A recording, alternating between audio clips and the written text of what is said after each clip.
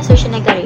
Dasar Sosial Negara merupakan salah satu dasar pembangunan demi kemajuan sosial yang berteraskan nilai-nilai murni, juga merupakan satu peningkatan keupayaan insan bagi mencapai perpaduan, keharmonian serta ketahanan nasional. Seterusnya, objektif umum. Dasar ini menekankan objektif umum di mana ianya adalah untuk menjamin setiap golongan komuniti tanpa mengira kaum, bangsa serta agama, juga bagi memberi sumbangan kepada keamanan hidup secara berterusan. Manakala, objektif khusus pula ianya dalam seiring menyelaraskan dengan objektif umum yang menggariskan objektif khusus ini mengenai pemastian keperluan asas komuniti, pembangunan insan maju sepanjang hayat di samping memperkukuhkan sistem sokongan sosial dan bagi membina sinergi multisektor yang membawa maksud kerjasama antara sektor umum, sektor swasta dan juga sekuriti. Assalamualaikum, saya Mastura binti Muhammad Arifin DPM2A. Saya ingin menerangkan tentang prinsip, strategi dan kesan tentang dasar sosial negara. Prinsip utama dalam pelaksanaan dasar sosial ini ialah kebajikan sosial, iaitu dengan memenuhi keperluan dan menyediakan peluang kepada masyarakat untuk hidup sejahtera.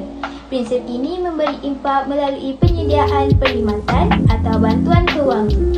Oleh itu, adanya portal e-kasih kehidupan keluarga berpendapatan rendah menjadi lebih baik. Terdapat beberapa strategi bagi memastikan keperluan asas individu, keluarga dan masyarakat boleh dipenuhi. Antaranya ialah mewujudkan pelbagai peluang dan kemudahan serta memastikan setiap individu mendapat hak untuk kelangsungan hidup.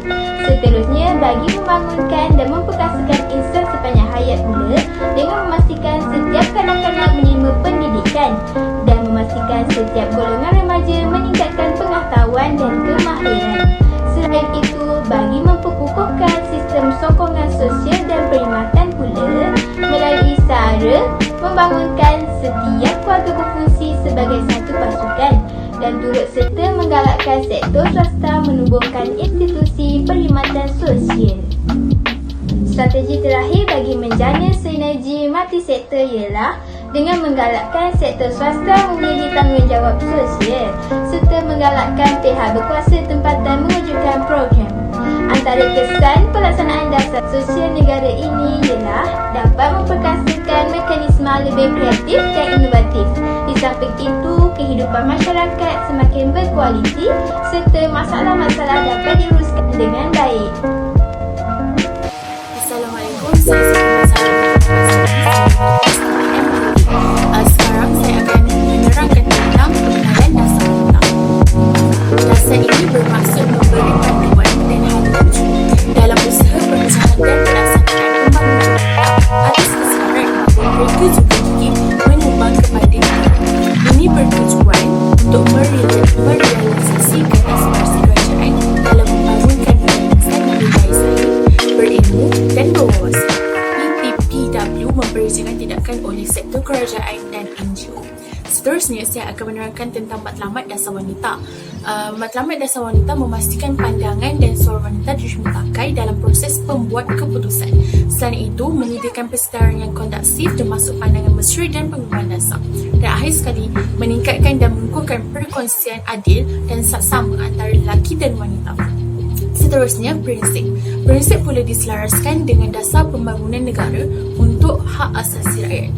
Seterusnya, mengutamakan penyertaan bersama wanita. Akhir sekali, usaha pengintegrasi wanita hendaklah berupa tanggungjawab. Seterusnya, saya akan menerangkan tentang kesan dasar wanita. Kesan yang pertama ialah martabat wanita dapat dijaga dan terbina. Contohnya, wanita tidak ditindas. Yang kedua ialah mempunyai keyakinan diri yang tinggi dengan berani berhadapan di hadiah orang ramai. Dan yang terakhir ialah melahirkan wanita yang berjaya supaya dapat membanggakan nama Malaysia di persada dunia. Assalamualaikum warahmatullahi wabarakatuh. Saya Nur Aina Syuhada binti Afendi daripada DPM2A. Saya akan menerangkan bahagian objektif, strategi dan juga kesimpulan dasar wanita. Okey, untuk tujuan dasar wanita ni dia dapat mengintegrasi wanita semua sektor pembangunan daripada untuk selaras dengan kemampuan dan kehendak. Okey, untuk strategi pula ia dapat membangkitkan kesedaran, kefahaman untuk semua pihak lah. Contohnya macam sifat kewanitaan tu dia tidak terjejas, dia punya moral, nilai, kehormatan tu tidak diabaikan, dijaga dengan baik.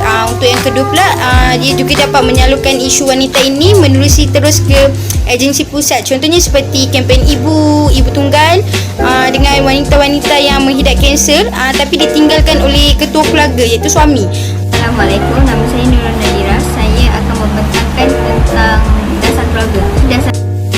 Dasar keluarga ni ialah sebuah unit asas sosial yang membekalkan sumber manusia untuk bangunan serta kesinambungan insan sebagai generasi akan datang.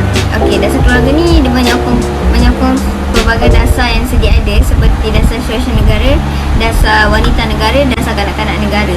Jadi berteraskan rukun negara, perlembagaan persekutuan dan juga matlamat wawasan doktor-doktor. Objektif dasar keluarga ialah arah tuju kesejahteraan keluarga yang menyeluruh, ia dari merangkumi pembangunan fizikal, mental, sosial, psikologi dan kerohanian yang bagi setiap peringkat dalam kitaran hidup keluarga. Okey, keluarga sebagai unit yang paling asas lah, menjadikan landasan untuk pembangunan modal insan bagi menggerakkan pembangunan sesebuah negara.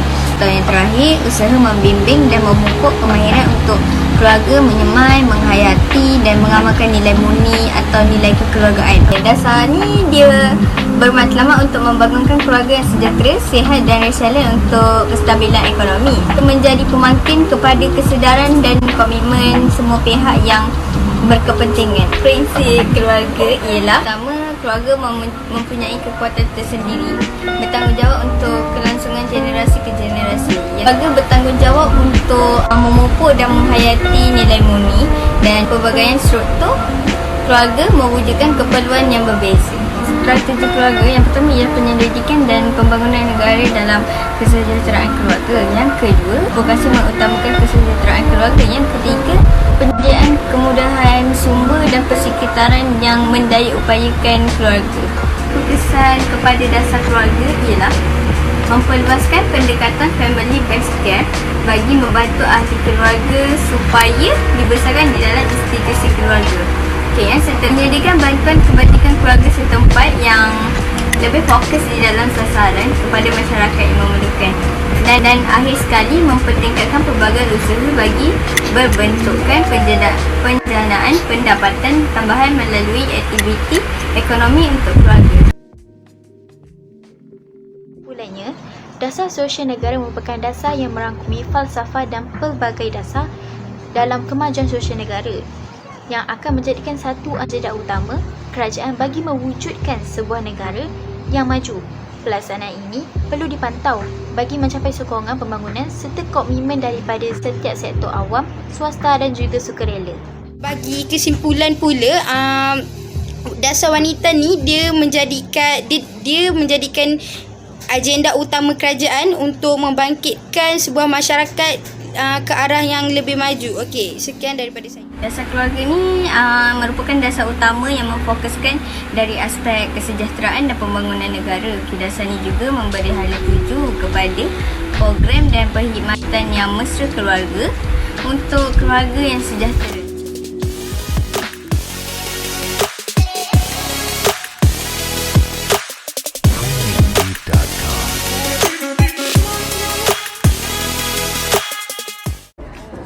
Assalamualaikum, saya Siti Maisara binti Muhammad Zaidi daripada DPM 2A.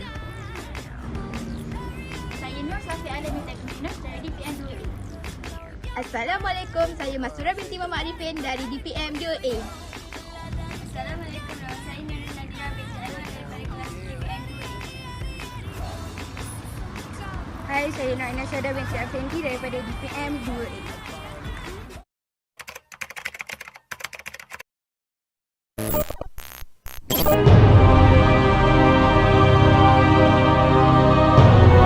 Saya akan bertanya kepada orang awam tentang masalah gejala buli. Cik, boleh saya bertanya tentang masalah gejala buli? Okey, silakan ya. Pada pendapat Cik, wajarkah kes ini berlaku di negara kita dan bagaimana untuk mengatasinya?